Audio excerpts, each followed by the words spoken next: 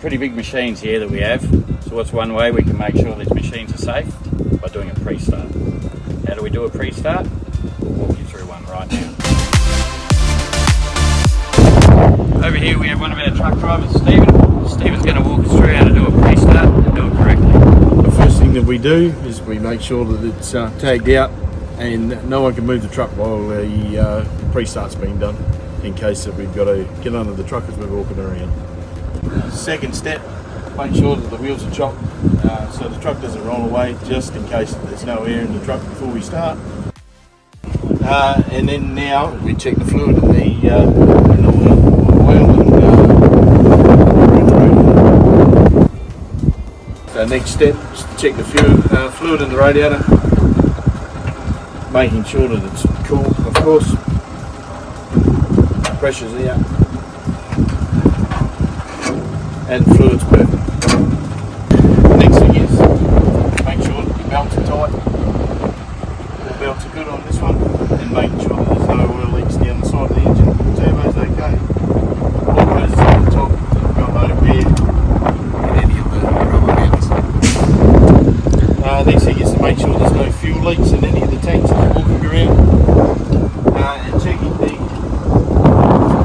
right amount of pressure is in every tyre, checking the bolts underneath airbags. This truck's got airbags on the suspension.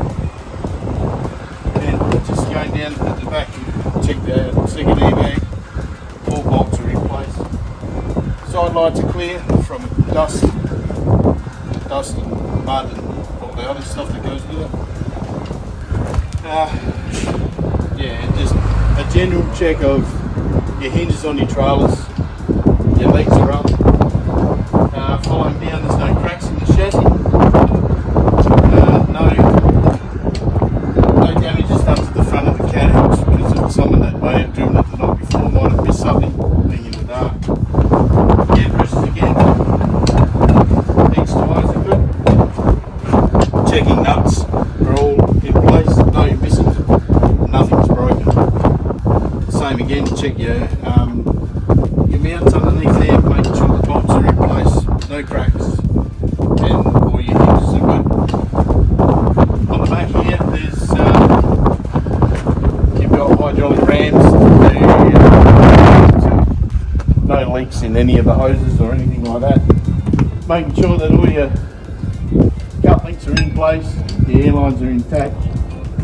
Now you've got a pin here, making sure that that's in place and not moving around. Check the underneath, lights are visible, no dust. Here we check these pins that hold this back trailer in place, making sure that they're all in place and intact, not coming loose. Hoses are in place.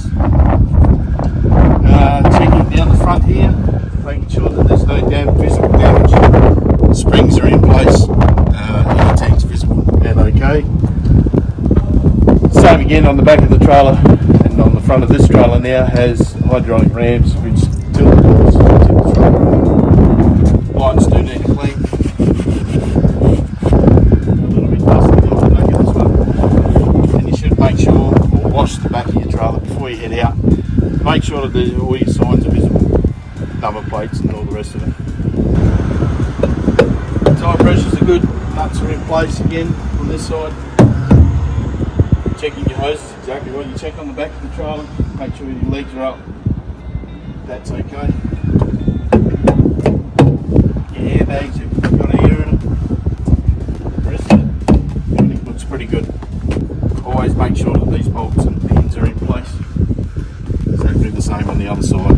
We do one last brake test on the truck. As we get in, we start it up. That's the reason why we've got them wheels chocked, is that we take the brake off and just do a physical walk around the truck to make sure that there's no air leaks from the boosters, and make sure that the brakes are off. Sometimes you can take off in the truck and the tyres will drag because there's a leak. One of the boosters might be leaking. So yeah, just a extra precaution on when we're doing the job properly.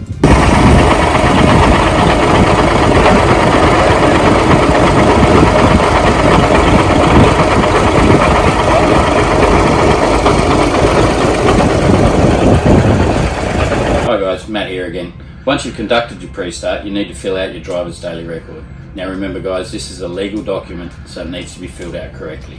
Make sure you put your meal breaks, date, time, any faults, and remember if there's a category A fault, do not operate the machine, contact your supervisor and the workshop. And remember, no job's that important, it can't be done safely.